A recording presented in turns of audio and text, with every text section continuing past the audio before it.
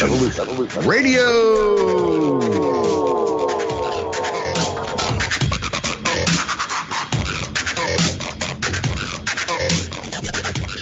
The opinions expressed on this radio station, its programs, and its website by the hosts, guests, and call-in listeners or chatters are solely the opinions of the original source who expressed them. They do not necessarily represent the opinions of Revolution Radio and FreedomSlips.com, its staff, or affiliates.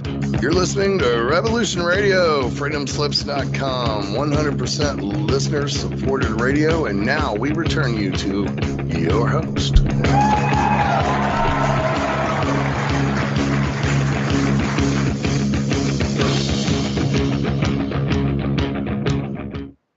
Guess what? You are back with Shiny Side Out, second hour, where we're going to be talking about the Unseen World Part 2. Fantastic. The first hour is news, second hour is the show cycle. All right, so this is David Mackey's Shiny Side Out on Revolution Radio, the number one listener-supported talk radio on the net. So push the donate button on the website, and you can and access the archives for free. Get yourself some great merchandise from the station's website. They got t-shirts and mugs and anything you like is there, and that's a great way to support the station. Also, tell others about the station. Share this. Share this information with friends. Tell them where you got it from, and they can become part of this listening audience as well. It's really good to do that. And I thank you for listening to us on Revolution Radio. Also, inviting us into your lives. So this is part of your weekly routine to listen to us. Thank you very much. I know I do the same thing with a bunch of others as well. We're halfway through episode 586. 680 and 500. And like I said, this is the Unseen World Part 2. As we have outlined last week, we're now entering, or have entered, an era of exploration and scientific endeavor where we can see more than we've ever seen before. We've got the electron tunneling microscope that can see into the world of the minute, the tiny. You can see an electron. You can see particles for the first time, right? We have the ability to see into the spectrum that is not visible via infrared, X-ray, and so forth telescopes, radio telescopes. We can look to the furthest corners of the universe, so we think at least. Right? We are able to, yeah, that's right. We are able to slow down the world and speed it up with the help of our video and film technology. Oh, yes. Think about that for a second. Like, we see a tree, and sometimes, see, what we're going to argue here is there's some things that we simply cannot see because they're too fast. They're outside our visible spectrum, and other reasons. But there are also things we don't really perceive, I should think the word is, because they're so slow. They're so slow. A tree grows, moves about, does its thing, plants do. And yes, we do notice that a tree grows over the years, or grass, or anything for that matter. Really, that's really slow moving, but we don't really fully appreciate what that actually looks like. With our video technology, where we can make films over periods of time, we can see trees grow. We can see grass grow. Something that we weren't able to do before. We could perceive its growth, but we could not actually witness it because it was too slow for us. Similarly, think about this way. Maybe we are too slow for other organisms or entities to be perceived as anything but trees. I mean, they see that we do things and we move around and we grow, but we're doing it so slowly that they can't really interact with us. Unless in a very crude and brutal fashion. And Dave just put something very true into our private chat, which is, of course, Dave. Our scientists didn't believe viruses existed until we could prove it with the microscope. Yeah. So we can see further, farther, and slower than we ever could before. Okay? And with that come a whole range of phenomena all of a sudden, which we weren't aware of. We just didn't know they existed. As part of this show cycle, we're going to talk about the flight of bees, which made no sense, couldn't be explained until we had super high-speed photography. We just couldn't explain the aerodynamic properties of bee flight, which is completely different to any other insect or flying creature on the planet. But let's start maybe. And the reason this all came about, we watched many things, but two things that stand out. One is the sudden appearance and disappearance of UAPs. One moment we're here, one moment we're gone. Here, gone, here, gone. And we just don't know how, why, or I mean, yes, one moment we can perceive them, record them, measure them, and the next we cannot. They're simply gone. And that's even on our best military equipment. 100%. And when I say military, I mean the height of detectability. Yeah, absolutely. But there it is. We don't know, right? And then other things. We watched. I know Dave has watched it now as well. But there's a recent episode of the Skinwalker Ranch documentary, and I know it's tedious to watch. There's a lot of recap. I get it. I dig it. But you know what? I take it because this is the first time anybody has made anything available publicly to the extent that these guys have. So they get nothing but respect from me on that one. Having said that, they had this high-speed camera test, which we spoke about, set up, where they fired a rocket. They fired a rocket into a what they thought was an anomalous space above an area called the Triangle. And they did that. The rocket veered, of course, exploded. But it was all caught by this high-speed camera, thousands of frames per second. Now, I got to look up the exact frame rate, but it was thousands of frames. And they went through those frames. They analyzed the data. It took them a couple of days, whatever. So anyway, so they came back and they found, I think, on one or only a couple of frames. Mm-hmm. Now this is thousands of frames per second, everybody, per second. And we get to what we see in a second as well. But this is frames per second, and only on a couple of those was this something that seemed to reflect the light of the rocket exploding or whatever. Right? So you would never have seen it because our refresh rate is nowhere near that for the eye. We get to that as well as part of the show. But our technology caught it. So you can't really fool a camera that way, I mean, either it's there or it's not. So yeah, you can argue it's an artifact, or you can even argue it's a hoax if you wanted to do that. And we're going to get to that as well, because that's the last refuge of everybody who wishes to simply debunk any of the things we're going to share with you. And they're just doing a poor job of it. Because again, and I need to say this here as well before we start this show cycle with the text, Occam's razor, and acceptable truth and acceptable evidence are open for debate as far as I'm concerned. Because who determines Occam's razor? Who says that this is the simplest explanation? Who does that? And I mean, really, right? And then who determines what our base level of reality is as well? Who does that? The only thing that we can say for certain, the only thing, and I'm saying this at the beginning of this show cycle because this is probably going to be one of the more scientifically minded. When I say scientifically minded, we're going to talk a lot about measurements and scientific papers in this. Right? We're going to talk about the spectrum, that the electromagnetic spectrum. We're going to talk about measurements and frame rates, and we're going to talk about a whole bunch of stuff that is 100% verifiable from a traditional scientific point of view. But who determines any of those things? Who says this is my baseline? Okay. I mean, different cultures have different baseline, believe it or not. In the Western world, for the last couple of 100 years, we've chosen a certain baseline and we've chosen a certain approach. Other cultures choose different baselines and different approaches. Are they wrong? No, not really. And the problem with our brand of science, and let's be very clear, there are many different approaches to science, and the scientific method is a good one for a very specific set of circumstances.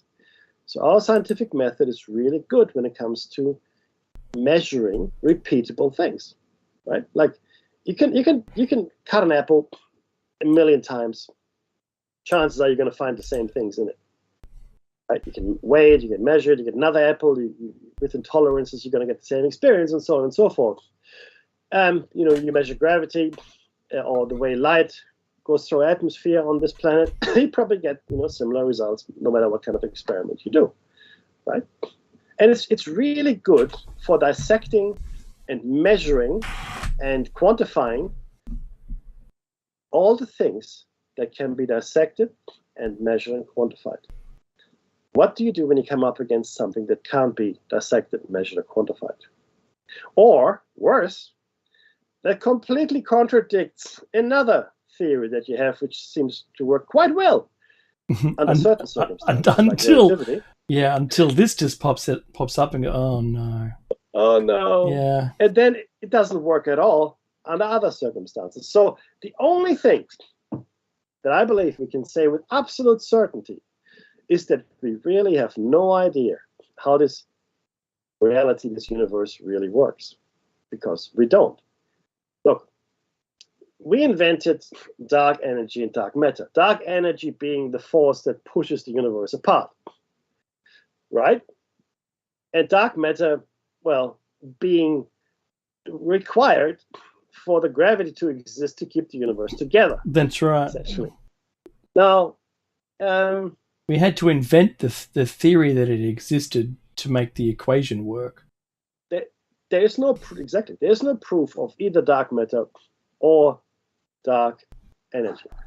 They're made up. We needed them because our models. This is very telling now, everybody. Our models don't work unless we have them, or something like it, right? Whereas other things that we know exist because we repeat them in experiments over and over, because that's what we love. That's our scientific method. Our scientific method wants to repeat everything over and over and over, just to make sure that's what it is. That's right. So we are. And here we are. We're repeating quantum experiments, which make no sense at all. None. Zero. At least for the model of the universe that we have created. Right? So, that's what we know. Nothing. Right? We like to pretend, and people build careers, and wonderful. That's good. But ultimately, we might as well be poking our stick into an anthole. Do you know what, Mackie? This is where God lives. What? Socratic moment. Go on. Well, Socrates. No, I'm with you. Socrates. Yeah. I know. Socrates. I know. Socrates. Socrates. It's come from the Greek, and yeah. So Socrates is. I want to say the quote properly. So just keep going. Yeah, but look, it's true though. We have to form a new dialectic. We have to come up with a new way of approaching reality, because our admittedly really good scientific method, right, which works really well for a whole bunch of stuff, is really not cut out for this. And I know I talk about this a lot, but this is the best case study I can come up with. So on the Skinwalker Ranch, there are a whole bunch of people, and this will become more and more important because it really triggered the show, right, the show cycle. There are a whole bunch of scientists and other people, and have been for the last 30 years, that are trying to find out something. And they're using all these scientific methods and instrumentation and know-how, and they, after 20 years, and this was the Bigelow effort, as far as we know, they came up with Bupkis. Now, the new owners for the last 5 or 6 years have shared all of their things by making it into a TV show. And again, you can argue that they could have done a better job, but I quite like it. So, but they are sharing what they're finding, which makes no sense at all. And they can't explain some of the things they're seeing. And some of the things might happen once, but then they don't happen again. Or they might happen, but they have no idea why they happened. But they can see a quasi-causal relationship between activity and other phenomena, right? But it doesn't lead to any conclusions. They're recording right now. They're recording the mysteries and the anomalies. That's what as they do. They discover them. That's right. Yeah. So there's no. Go on. Oh no. Sorry. Go ahead. Oh, sorry. There's no theory as yet. There are theories because the Native Americans that inhabited the area for hundreds, if not thousands of years, stayed away from it because there seem to be portals. Now, whatever those are, these dimensional portals or portals within this universe just to other places, or are they just portals to other places on this planet or other times? We have no idea. But there was this, I guess, mythology that was built up around this being a place of portals and a place not to go to because danger lurks, right? And I imagine if people, disappear, you don't want to go there. Where's Bob? I don't know. It's just gone. So it's really important to understand that I really honestly believe that we know very, very little. We can pontificate and go on about all these things that we've done. Yeah, we've put rockets into the orbit, and these are all fantastic achievements, don't get me wrong. But when it comes to understanding the nature of reality and the nature of the universe, I don't think we are anywhere near understanding it. Yeah, I agree. So I stand shoulder to shoulder with Socrates on this one, and his quote is, "For I was conscious that I knew practically nothing." Yes. I think that's really important. You can't go into this thinking you know everything, because you're just going to be discovering things that you've never seen. And I'm quite conscious of the amount of discoveries that the James Webb Telescope is finding. That is just unbelievable. Things we didn't even think were a thing. We're infants, Mekki.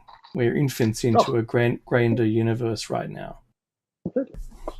Now, whether it's from the quantum world, for 100 years, we still can't explain the double slit experiment. 100 years, we still can't explain it. So, maybe explaining it gives us faster than light travel or opens portals, right? If we can understand it. Who knows? We don't yet. And I think one of the best scientists, Mekki, in the world had exclaimed that our best scientist on Earth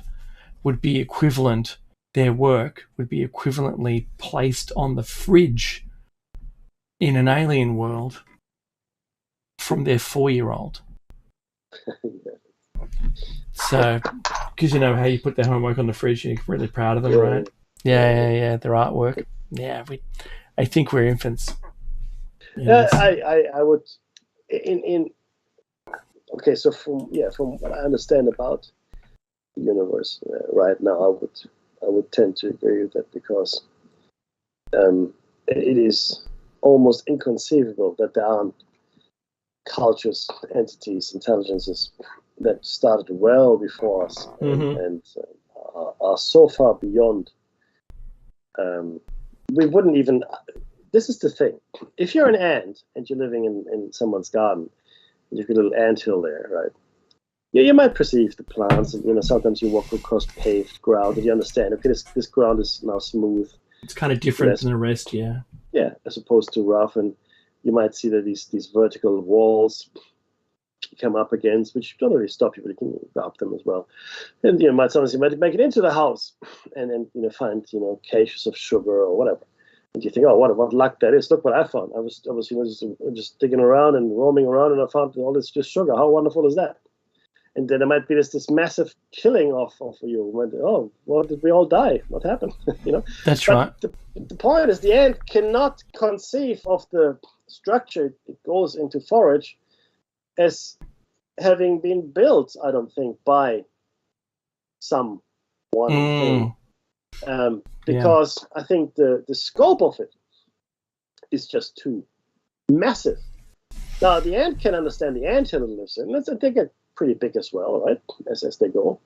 But if it comes up across our houses or, God forbid, cities and such, the ant would just not be able to comprehend what it sees. And I think in a similar fashion, we, looking at maybe galactic structures, trying to find natural laws, why are they the way they are, or why is this the way it is? Maybe they were because built. they were built by someone. In fact, if you look at we have to talk about this. If you look at our solar system, the Earth, Moon, Sun relationship makes no sense in any sense. In any which way you look at it, it is completely ridiculous. We should not be able to experience full solar eclipses with our moon blocking. Because the math, if you're not sure, if you're listening to this, is that the sun is close to exactly 400 times bigger than the moon, and the moon is 400 times further away from it. So it just happens that we get to see it the way we see it, and they both align at the same size to each other in an eclipse. And then we get to see the atmosphere around the sun because of that. Yeah. So we are here on this planet and the solar system, and as far as we're concerned, it just happened, through various cosmological processes. In a similar way, the ant might look at our house and say, "Well, this is the house, like a mountain, for instance, right? It just happened. There it is. It's hollow and full of sugar, but it's just what happened." So, and here we are, living on this Earth in the solar system, and it's just the way it is because that's just the way it happened. Well, what if it didn't just happen? Right? I'm not saying either way. I'm just trying to make a point here. We just don't know. And civilizations that are well beyond our capabilities, well, maybe they can build galaxies. Oh, that's just crazy talk, Mikey. Is it? Is it really? We have speculated about Dyson spheres, type 2, type 1, type 3 civilizations, what they would be capable of, the energy consumption, how they would get the energy, etc., etc. If we came across a type, even a type 1, but certainly type 2 or type 3 civilizations, we wouldn't have a clue what we're looking at. We wouldn't be able to conceive of it. Now, I'm not poo-pooing your idea of this because I think that's valid. Us defining, I think it was Michio Kaku that made those definitions. I'm not even destroying his theory. I agree that we have to classify them in some way.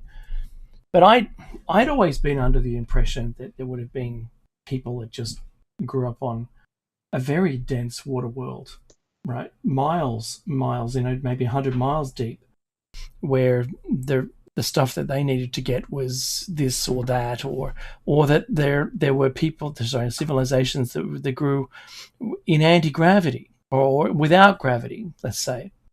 You imagine, Meki, if there was a Lagrange point planet that just happened not to have gravity because both sides pulled equally on it. Can you imagine that? Right? And we know that we can make exotic materials now in zero gravity, or let's call it microgravity, because that's where they're doing it in the space stations, right? We know we can do it there. Imagine if you were just living on a world where it was just there, because there was none. You were already living in microgravity. I think that would be extraordinary, that you could advance yourself so quickly. If there was telepathy and telekinesis, that you could manipulate materials that way. I think we've very narrowly defined the use. These are the type of civilization by Michio Kaku is... No, it's actually, sorry, it's the Kardashev scale. Right. Right. So those definitely, I know, I hear him talking about it all the time. But all right then. So the Kardashevs then are only talking about the use of power, energy, how they consume energy, and that's how they've been defined into those groups. But I think there's got to be groups that fall outside of that. There are others. Yes. There are groups, extensions, for example, right? Mm-hmm.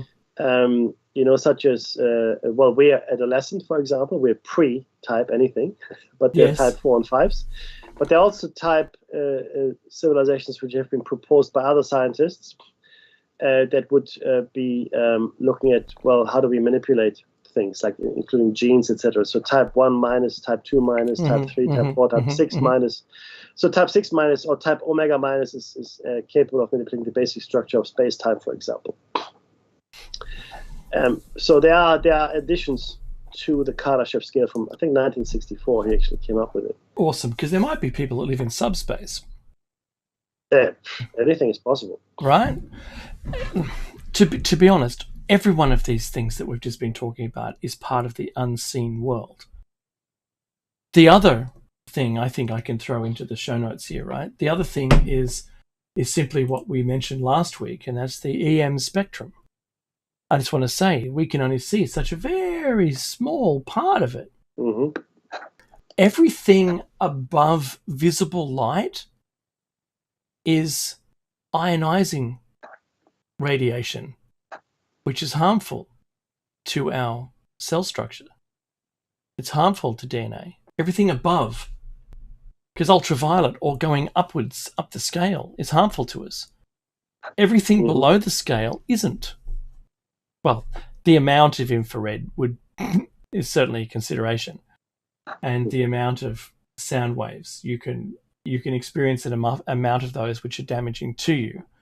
But having said that, we can only see an invisible light range, which is it's very unusual that we can see in that scale, because Meki, there's other creatures that can see more. But if I had to, I think basically going to the science of it, it's our eyes can detect 380 to 700 nanometers wavelength size. Correct. All right. Well, or you might say 700 to 380 because they get smaller going up the scale.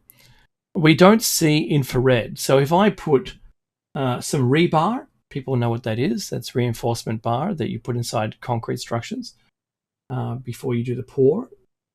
If you put one of those across an electric welder, you can turn up the energy input into it, and it'll initially feel hot but not be providing any other energy output besides heat. And the hint is that it's hot, don't touch it. If you keep dialing up the energy input into that rebar, you can make it produce then red light. It'll grow red. It'll glow red, then through yellow, and you can get it all the way up again. It'll reach a bell curve of peak in the middle. It doesn't truly emit green, but it's emitting visible light, and then dips off suddenly after that, even putting more energy into it, into an unseen ultraviolet light.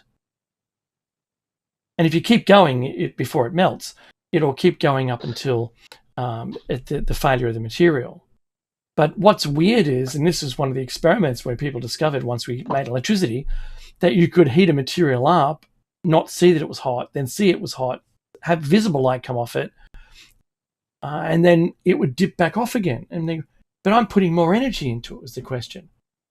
Of course, they're getting bombarded with ultraviolet light. And it's hazardous. So yeah, it's extraordinary, Mackie, that we can only see this band.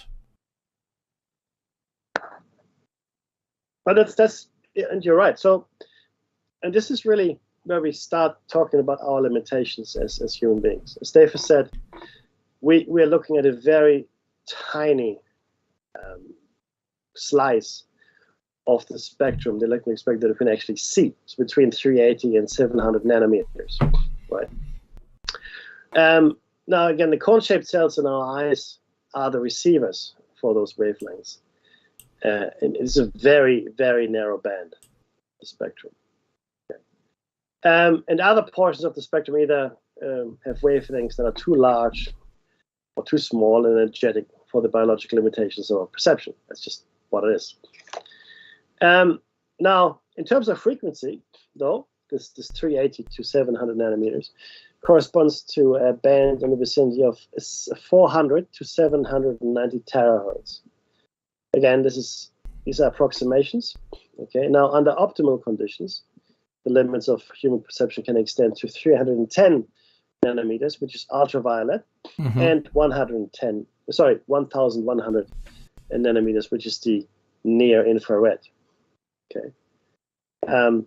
But again, there are cases where people claim to have been able to see into the ultraviolet and be able to see into the ultraviolet infrared. So look, is it true? I don't know. Interesting enough, the movie K-Pax, the alien, he could see into the ultraviolet, or at least that's what the testing showed. What they did an experiment years back, Mackie, about what birds could see. Yes. And there's something extraordinary in the sky. There's waves of energy emanating away from the sun in ultraviolet.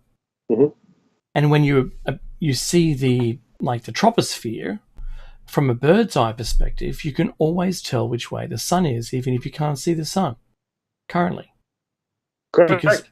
And that is part of also the. They claim this, pigeons can use the Earth's magnetic field and everything like that. But there's also an ability to see these ultraviolet rays. We just happen to not be able to see them. That's right. Exactly. So there's things that birds can see, we can't see. And we can see better than a dog to a certain extent. Correct. Now, we can feel infrared as heat. So we feel it, right? So our senses are not completely blind to it, and we can feel ultraviolet light when we get sunburned, for example. So these frequencies have an effect on us. So they are real enough. You can't see them, which seems like magic. X-rays and such were only discovered fairly recently, right? But all of these things are real, and they have effects on our human physiology, but we can't perceive them in a meaningful manner, right? As we do the visual spectrum. But we'll talk about the limitations of what we see as well. Now, but there are a lot of species, and this is important for the unseen world as well. There are many species that can see light within frequencies outside the human visible spectrum. Bees, other insects can detect ultraviolet light, and Dave just spoke about birds as well, but the other species. Plant species, for example, that depend on insect pollination may owe reproductive success to their appearance in ultraviolet rather than how colorful they appear to humans. Yes. Okay.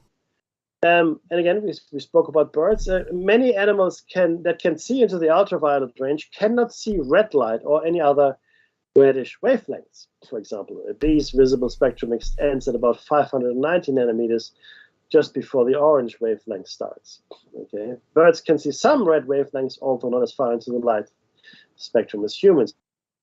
So it seems that if you can see into one end of the spectrum, you're limited at the other, which I find somewhat interesting. It's the breadth. There is, however, it's the breadth of what we can see just slides up and down, depending. It doesn't matter what creature it is.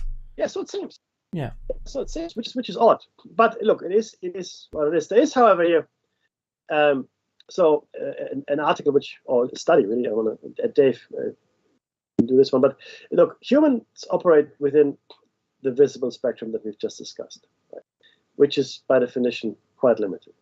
There are, however, further limitations put on our visual perception, and the first one is our filtering system, Dave. Yeah, pre-processing filter reflecting human visual perception to improve saliency, detection, performance. The Department of Electronics and Computer Engineering, Hanyang University, Seoul. This was from 11th of October 2021, I believe. The abstract of this research salient object detection is a method of finding an object within an image that a person determines to be important and is expected to focus on. Various features are used to compute the visual saliency in general, the color and luminance of the scene are widely used among spatial features. However, humans perceive the same color and luminance differently depending on the influence of the surrounding environment. As the human visual system, HVS, operates through a very complex mechanism, both neurobiological and physiological aspects must be considered for the accurate detection of salient objects. Number 1. The information received from the human visual system constitutes a significant proportion of all information received during the daytime.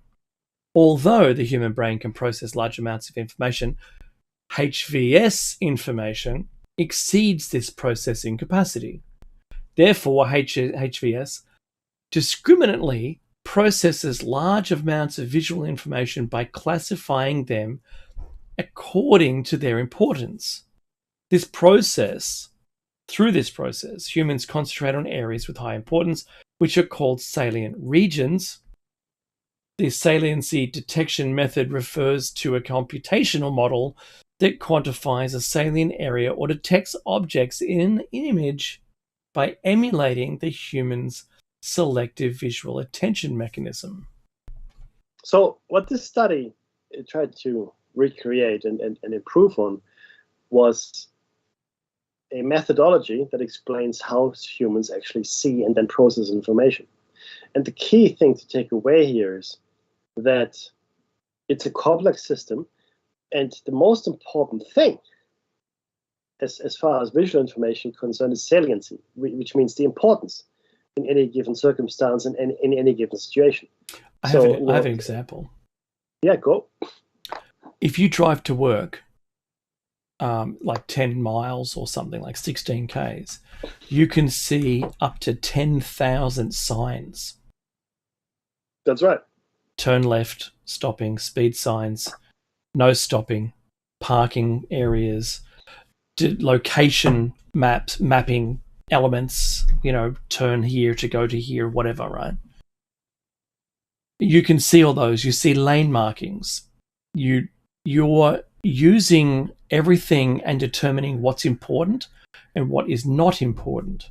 You'll see advertising. You'll see company names. You'll see things of unimportance to you, like petrol stations, for instance, if you don't require any, right? All of those things are catalogued and taken, sorted by priority, depending on what we need. And if you don't need them all because you've learnt the trip, you'll see them anyway. They're just not processed. That's correct. In fact, we're going to talk about things that you completely not see. Mm-hmm. That your brain actively wants you not to see, which is interesting. So there's an element here of what you expect to see. Let me put it this way. If you have a word, I don't know, insomnia, right? And you see it, okay, there it is. Now, you're not actually reading the letters, right? Mm-hmm. What you're doing is you're seeing the shape of the word, and then That's right. your brain processes the expected outcome for that shape. And similarly, if I scrambled up all letters in insomnia and then replaced them randomly, except for the first and the last one, Mm-hmm. I could still read it. You can you've all seen it, yes. I'm sure, right? Yeah, on Facebook, elsewhere, these little puzzles where you read the text. The text, if you look at it, face value, makes no sense. Now, all the words have all the right letters, just in all the wrong places, except for the first and last one. Mm-hmm. You can still read it because of the way your brain works. We recognize patterns. That's how our brain does things. And it just completely ignores something that it doesn't expect. We're going to go into the cultural perception as well. Not today, but we will at a future stage. But let me share with you an article that was written in 2008. And it's talking about, the title is Crick was right about vision filters in the brain, right? So again, what Dave just shared with you was a scientific paper experiment that tried to define the methodology as to how we could use it better to understand human perception, right, especially visual perception. And Crick postulated a long time. So this is Francis Crick, sorry, the pretty much the co-discoverer of DNA. Okay, so let me share the article though. Now, as I'm reading the sentence, and it's me that's saying this now because the article was different, because it said as you are reading it, but you're not, I am. So as I'm reading the sentence, my mind homes in on each word and blots out the rest of the page. It just happens that way, right? So you focus on what you're reading. This roving spot of attention tames the flood of visual information that hundreds of thousands of nerves attached to the back of your eye's retina stream into the brain. Now, if I looked at the page in totality, all of it, which I'm doing right now, right? Me too. I might lose my space on the page. Oh, yeah, true. I have to, look for a second. Now here, relocate that space again. That's right. So it's because you're shifting your focus. You're shifting your attention, right? So if you are focusing on something, this is important to understand. If you're focusing in on something, everything else sort of washes out. Okay. That's very important to remember. Mm-hmm. Yeah. If you draw back and you look at it's like zooming totality, out. Yeah. Yeah. If you look at the totality of the page, now I see words, paragraphs, subheadings, but I can't tell you what each one says, but I know they're there. Mm-hmm. So I know I focus back in, and here we go. So far, most scientists held that the brain's outermost layer and main side of consciousness, the cortex, is responsible for housing the attention steering mechanisms that sort out all this sensory input. But back in 1984, the co-discoverer of the structure of DNA, Francis Crick, suggested that a simpler structure called the thalamus may also play a part in this process. Once thought to be only a highway that connects the eyes to the cortex, it could contain a mental searchlight that filters what we pay attention to, Crick proposed. To test this theory, Carrie McElhanin and colleagues at the National Eye Institute in Bethesda, Maryland, trained 3 macaque monkeys to pay attention to rectangular spots of light, each about the size of a thumb held up at arm's length. And now we're coming into unconscious control. Their results show a quick surge of activity in the part of the thalamus that relays information to the cortex, and a split second later, a drop in activity in the thalamic reticular nucleus, the TRN, a satellite structure known to turn off this superhighway of sensory information during sleep. The team believes that when we pay attention, the TRN glances at the images coming through the thalamus and selectively turns on and off relays to pass on only the bits that deserve attention. If the thalamus, and I'm quoting, is the gateway to the cortex, the TRN is the gatekeeper, says McElhanin's colleague Robert Wirtz, co-author on the paper. This feedback loop emancipates the thalamus from its slavery to the conscious cortex, says Sabine Kastner of Princeton University, who has studied the structure in humans. We're going to have to rewrite all of the textbooks, she says. What this says is there is an information process going on that's unconscious, that you're not aware of as you go about your daily life. There's a filter in place which lets you, well, pretty much function in the world. Because if you had to deal with all of the sensory input all at once, it's like you got to chew gum and walk, right? If all the sensory inputs started coming at you, you'd stop chewing gum and walking. It just wouldn't work anymore. It's too much information. So they only give you the salient to, speak about the first article, the salient bits of information, the salient bits of data that you need to survive. And they are then, I guess, Dave, the way I see it, it's classified in levels of necessity for survival, right? You see a tiger coming at you, everything else melts away. Trust me, everything just melts away and you run or you fight. That's the case in the bed. All you see in all its magnificence would be that tiger, in my estimation. Yeah, there is a term for that. There's a psychological term for only being able to remember the thing that was the greatest threat. And the examples that you gave then was tremendous. That's about the tiger. There's also another one that if someone immediately in front of you turns and points a gun at you, that you'll be able to describe that gun really well and the assailant less well. Yes. Because your focus is on the gun. The most important threat. That is the threat, not the person with the gun, but that threat. And it's known in in crime fighting circles and police documentation and how they deal with witnesses and their descriptions of people who seem quite vague despite having such a long period with them. You think you could learn it, but no, that isn't where the threat is, and so you don't. This salient, the ability to concentrate on the zoom out of the scene and look at the whole thing for what it is actually quite rare. And when you're in fight and flight, you're focused on a particular object, and that's usually 100%. To your to your gain. Not doing that could be they're the tales in Heaven, right? I was being chased by this thing and I saw a flower and I stopped, right? Yeah. It's just not pretty. But if you'd like to just move to the left. It's one of my favorite. Yes, I know. Your favorite experiment. So it is. So why don't you take us to the next bit, which follows on right from those two articles? Totally. Yeah, I wanted that little premise to go in first, right? So, selective attention, invisible gorilla experiment, see through your focus. Introduction. You decide to see the latest thriller with your younger brother. You purchase a ticket, snacks and drinks. All that's left is secure your seats. When you enter the theater, you scan the rows looking for the perfect spot. Lo and behold, you find one. 2 open seats in the middle. You're about to walk towards them when someone calls your name. You trace the noise back to 2 rows and see Jackie, a girl from your science class. She's waving both her arms enthusiastically. When your eyes meet, she smiles and calls out, "Hello," you wave back. How did you fail to spot her? Here's why.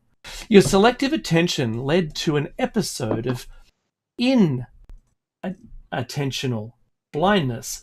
Your focus was finding a seat, so you didn't notice Jackie, even though she was clearly visible. Definition: selective attention. Selective attention is the process of focusing on a particular stimulus or stimuli, which results in the ignoring of other simultaneously occurring stimuli. Because your attention has already reached its limit, inattentional, that's it. A blindness can occur. You can fail to see something fully visible but unexpected, just like a classmate at the movie theater, because your focus is on something else, like finding a seat, in this example. The phenomenon was famously recorded by Daniel Simmons and Christopher Chabry in their Invisible Gorilla Awareness Test, MECI. The experiment was pretty straightforward. The study was conducted in 1999 at Harvard University. It involved a short video of people in white t-shirts and black t-shirts passing a basketball to people in the same colored t-shirt. Participants were asked to watch this video and count the number of passes the white team made. Most could correctly list the number of passes and thought it was a relatively easy task. Yet despite this, over half of the participants failed to notice a person in a gorilla suit walk between the basketball players, stand and face the camera, bang their chest, and walk off screen. This goes against nearly everyone's intuition. We'd expect to be able to spot such an obvious occurrence. Yet repeated studies have gathered similar results. We aren't as observant as we like to think. If we don't expect to see something, odds are we won't notice it. Let me say this again. If we don't expect to see something, odds are we won't notice it. Selective attention has its benefits rather, but it can cause you to miss out on something as obvious as a gorilla thumping its chest. I've seen this video, Mickey. I know you've seen it too. I didn't see the gorilla. I didn't see the gorilla at all either. Yeah, so I had no previous knowledge of this experiment. This was years ago, and someone said, "Oh, look at this! Just do it." So, okay, fine. I was studying psych, so why not, right? So I looked at it, and I was very proud of myself that I could, I accurately counted the passes. That's right. Yeah, Oh, let's do it at 11 or whatever it was, right? Yeah, yeah. Aha. Yeah, did you see the gorilla? What gorilla? Did you see the gorilla? Mm-hmm. So went back to it, and lo and behold, there it was. Now you say, okay, well, it's all well and good. So what? Why care? Participants didn't suffer when they failed to spot a gorilla, while counting passes. But the consequences of selective attention can be far-reaching and dangerous. Similar studies to the invisible gorilla test have been replicated with experts, and they fared only slightly better than the participants in the original study did. We actually have one of those experiments here for you. When looking closely at lung scans for signs of cancer, most radiologists did not see the superimposed picture of a gorilla until it was pointed out to them. If they failed to know something as out of place as a gorilla, it stands to reason that even experts can be blind to medical anomalies or early warning signs of illnesses. A much more commonplace example stems from the false belief that there's such a thing as true effective multitasking. Yeah, good luck. Yeah. For example, while you might never text and drive, you may on occasion answer a phone call while you commute. It's not like I'm taking my eyes off the road. You may argue, I should be able to listen and look at the same time. However, vision has little to do with the problem of unintentional blindness. In fact, of the participants who failed to spot the gorilla, many of them looked directly at it. So even though you're looking at the road, that doesn't mean you can keep track of everything you see or every detail. Mm-hmm. So my point is, so sometimes you might, this is actually scary, you might be on autopilot. You're driving somewhere, but then you get there and you go, how did I get here? Right? So you could say that you don't remember the trip. Yeah. Mm-hmm. Right. So you weren't actively. But I'll give you an example when you finish all this. Yeah. Yeah. Your attention is still being divided, leaving you in danger of unintentional blindness, such as not seeing a motorcycle switch into your lane, for example. It's impossible to be paying attention to everything at all times, so there isn't an easy fix for selective attention. Rather, the remedy lies in acknowledging its existence and making informed decisions based on this truth. For example, since you know you can't focus on both driving and your phone call, you make the decision to turn your phone on silent when you drive or leave it in the back seat. You make the choice to place your attention on the road rather than trying to multitask. Selective attention can even be beneficial if you're placing your focus on the correct task. While you won't notice if your phone lights up with new messages in the back seat, you will notice the car in front of you slowing down. Selective attention is useful as long as you remember its limits. Yeah, so I wanted to say this thing. So when you're learning to drive, everything is new, and you're not using selective visioning. What you are is experiencing all of it all at once. It would be like your first time experience at the mega cinemas with what's it called, IMAX, right? It's such an experience. It's so daunting because everything is coming at you. Only through practice and teaching your brain through experience do you narrow your vision down to what's necessary in a way that you're teaching your brain to be selective about what it is paying attention to.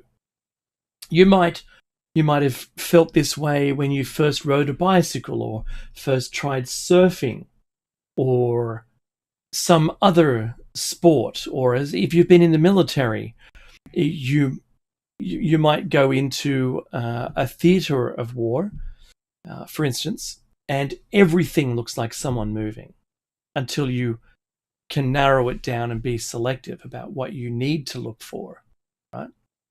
So the heightened awareness, which whittles down to enable us to be successful at what we do, is also a learned experience. And I think that thalamus, I think they're close. I personally believe that we've been able to train our brains to be able to be reactive, but sensibly reactive through repetition, through experience. We've got 2 minutes left, so let's talk this out, right? 1 minute. it's really quite. It's important for people to understand this, because people will dismiss certain things, and they will they say, oh look, this is nonsense, this is a hoax, and the truth is that our perception of these phenomena is limited, extremely limited.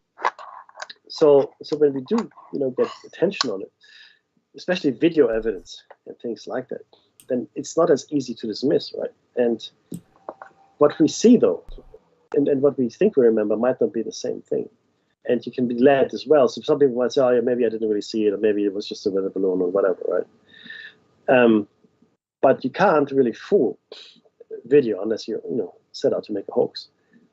So we have to take that very, very seriously. And it should also maybe go a long way why maybe we don't see more of these things. Because sometimes if you don't expect something, you just don't see it. A lot of experiencers or observers of this phenomena have said you have to be in a certain state of mind. But once you enter that state of mind, you see a lot of stuff that you didn't think was there before.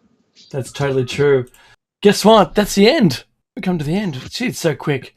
Coming up next is a great show, Jer Bear's After Hours. Do listen, do tune in and be part of his show. We'll see you for 7 o'clock for breakfast, 7 o'clock Tuesday and Thursday Eastern. Until then, take care of yourselves.